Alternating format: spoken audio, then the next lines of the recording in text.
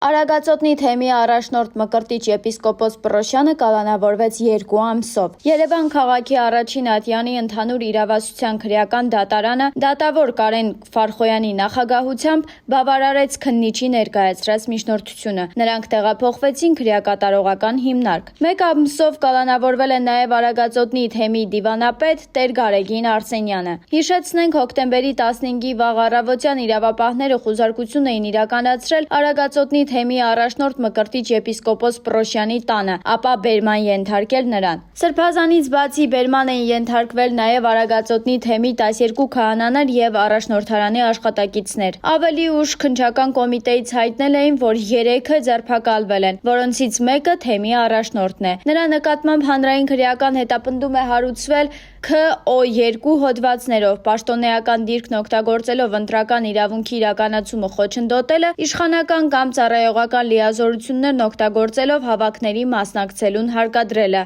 Ավելի վաղ փաստաբան Երեմ Սարգսյանը հայտնել էր, որ Արագածոտնի թեմի առաջնորդ Մկրտիչ եպիսկոպոս Պռոշյանի գործով 54 քննիչ է ներգրավված։ Փաստաբան Երեմ Սարգսյանը նաև հայտնել էր, որ արգելվել է թեմի առաջնորդի տեսակցությունները բացի մորից։